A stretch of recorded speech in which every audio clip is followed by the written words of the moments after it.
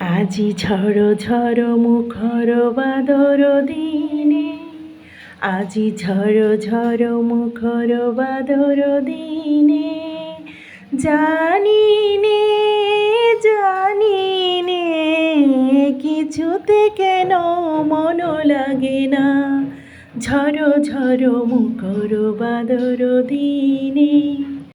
ক্ষমার সুন্দর দৃষ্টিতে দেখবেন, বেসুরো সুরে 2 লাইন গেয়ে গেলাম সাহস করে। আসসালামু আলাইকুম, সবাইকে স্বাগত জানাচ্ছি আজকের এপিসোড দেখার জন্য।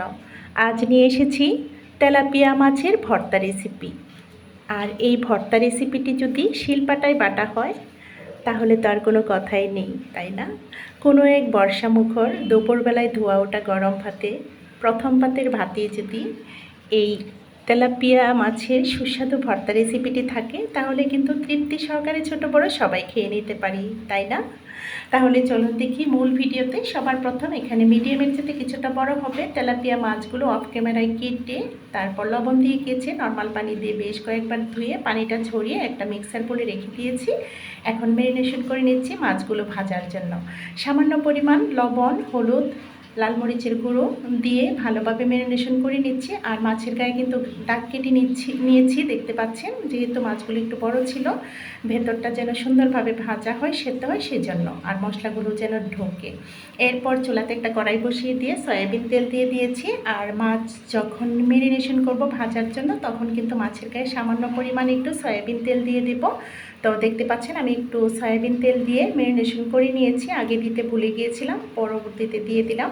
তারপর তেলটা গরম হয়ে যাবার পর একে একে দুটো মাছই দিয়ে দিয়েছি, তেলে ছেড়ে দিয়ে তারপর কিছুক্ষণ পর মাছগুলো উল্টিয়ে নেব। চুলার আগুনটা এই পর্যায়ে মাঝারি আছে। চুলার আগুনটা বাড়িয়ে দিলে মাছগুলো পুড়ে যাওয়ার একটা চান্স থাকে, আর কমিয়ে দিলে কিন্তু মাছের গা থেকে পানি বেরিয়ে আসবে, পারফেক্টভাবে ভাজা হবে না। প্রিয় বন্ধুরা, এখনও পর্যন্ত আপনাদের মূল্যবান সময়টুকু দিয়ে যারা আমার সাথে আছেন, লাইকটা দিতে ভুলে গেছেন, প্লিজ লাইকটা দিয়ে পুরো ভিডিও জুড়ে থাকার বিশেষ অনুরোধ রইল। আর আপনাদের গুরুত্বপূর্ণ মতামত অবশ্যই জানাবেন। ভিডিওটা সম্ভব হলে শেয়ার করে দিবেন বেশি বেশি করে। আর এখনও পর্যন্ত যারা চ্যানেলটিকে সাবস্ক্রাইব করেননি, আপনাদের কাছে বিশেষ অনুরোধ রইল, চ্যানেলটাকে সাবস্ক্রাইব করে আমার পাশে থেকে যাবেন, পাশে থাকা বেল আইকনে ক্লিক করে দেবেন যেন ভিডিও ছাড়া মাত্রই নোটিফিকেশন আকারে সবার আগে ভিডিওগুলো আপনার কাছে পৌঁছে যায়। আর যারা এই কাজগুলো করে নিয়েছেন তাদেরকে জানাই আমার অন্তঃস্থল থেকে অনেক দোয়া ও ভালোবাসা। এরই মধ্যে কিন্তু মাছগুলো এপিট ওপিট করে উল্টিয়ে পাল্টিয়ে ভেজে উঠিয়ে নিয়েছি। তারপর অবশিষ্ট তেলে দিয়ে দিলাম ছোট আকারের 4টা রসুনের কুঁয়ো আর কাঁচামরিচ। যেহেতু মাছগুলো একটু বড় সাইজের ছিল সেজন্য পরিমাণে বেশি নিয়েছি কাঁচামরিচ, আপনারা কমিয়ে বাড়িয়ে নিতে পারেন। মাছগুলো উপরে রেখে দিয়েছি মরিচগুলো ভেজে। অবশিষ্ট তেল ছিল 1.5 কাপ পরিমাণ পেঁয়াজ কুচি দিয়ে দিয়েছি। যেহেতু মাছের পরিমাণটা বেশি সেজন্য পেঁয়াজ ও মরিচের পরিমাণটা বেশি দিয়ে দিয়েছি। পেঁয়াজগুলো একটু নরম করে ভেজে নামিয়ে নেব। এরপর শিলপাটায় বেটে নেব। মরিচগুলো ও রসুনগুলো দিয়ে দিলাম, আর স্বাদ মতো লবণ দিয়েছি। ম্যারিনেশনের সময় যেহেতু মাছের গায়ে লবণ দিয়েছিলাম সেটা বুঝে কিন্তু আমরা লবণটা ব্যবহার করব। অনেকগুলো যেহেতু মরিচ ছিল, সাহসটা আর করলাম না হাতের সাহায্যে করাটা, সেজন্য আমি শিলপাটার সাহায্য নিচ্ছি। আপনারা চাইলে হামানদিস্তায়ও করে নিতে পারেন, তবে ব্লেন্ডারে এটা ভালো হবে না। চেষ্টা করবেন শিলপাটায় নিতে, আর অল্প পরিমাণ হলে হাতের সাহায্যে করা যায়। তো আমি কিন্তু একদম মিহি পেস্ট তৈরি করছি না, এখানে আধো বাটা করে নিয়ে নিচ্ছি মরিচগুলো। এবার মাছগুলো আমরা কাটা ছাড়িয়ে নেব। মরিচগুলো বাটা হয়ে গেছে, এক সাইডে রেখে দিয়েছি। আর মাছগুলো একটু ঠান্ডা করে নিয়ে আমরা কাটাগুলো ছাড়িয়ে নেব। সামান্য একটু গরম ছিল সেজন্য আমি একটা কাঁটা চামচের সাহায্য নিচ্ছি। কাঁটাগুলো নিখুঁতভাবে বেছে নিতে হবে, আর খুব সাবধানতা অবলম্বন করতে হবে হাতে যেন ফুটে না যায় কাঁটা। নতুন রাঁধুনিদের উদ্দেশ্যে বলছি। এখন আমি হাতের সাহায্যে ভালোভাবে কাঁটাগুলো বেছে নিচ্ছি।